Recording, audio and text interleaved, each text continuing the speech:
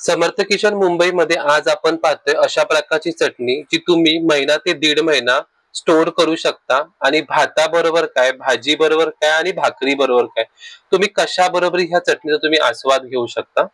तर सुरुवात करूया आजच्या या रेसिपीला। सगळ्यात आधी आपल्याला मीडियम साईजचे 5 टोमॅटो आणि छोटेवाले 4 कांदे मिक्सर मध्ये जाडे भरडे आपल्याला वाटून घ्यायचे। हे पहा अशा प्रकारे। एका कढईमध्ये आपण 5 चमचे तेल घालून घेऊया। तेल तापल्यावर थोडी राई घालून घेऊया।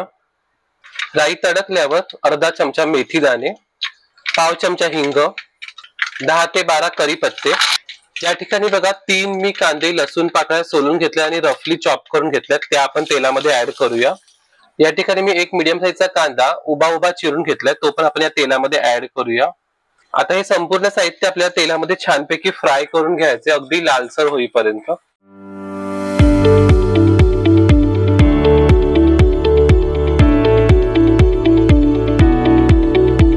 संपूर्ण साहित्य पहा फ्राय झालेलं आहे। आता यामध्ये आपण सुक्या लाल मिरच्या ऍड करतोय। त्याचबरोबर आपण जे वाटून घेतले टोमॅटो आणि कांदा तो पण यामध्ये आता ऍड करूया, परतून घेऊया। परतून झालेल्या मिश्रणामध्ये चवीनुसार मीठ, 1 चमचा काळी मिरी पावडर आणि अर्धा चमचा हळद, 1 चमचा धने पावडर आणि अर्धा चमचा जिरे पावडर। सर्व साहित्य परतून घेऊया।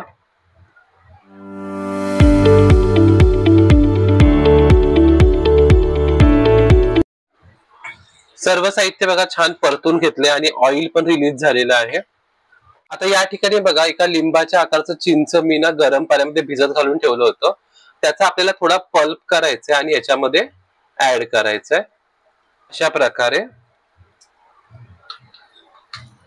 सर्व ना पल्प मिक्स करून आपल्याला छानपैकी उकळी काढून घ्यायची आहे। छान अशी बघा उकळ आलेली आहे आणि आपलं सर्व साहित्य शिजलेलं आहे।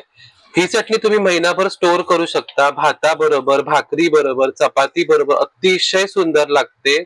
चिंचेचा आंबटपणा आणि लसणीचा स्वाद या चटणीला खूप सुंदर असा स्वाद निर्माण करते। तर ही चटणी तुम्ही नक्की करून पहा। रेसिपी आवडल्यास व्हिडिओला लाईक करा, चॅनलला सबस्क्राइब करा, बेल आयकॉनला प्रेस करा, म्हणजे अशा छान रेसिपीचं तुम्हाला नोटिफिकेशन येत राहील। ही रेसिपी तुम्ही तुमच्या मित्रमंडळींसोबत शेअर करा। धन्यवाद।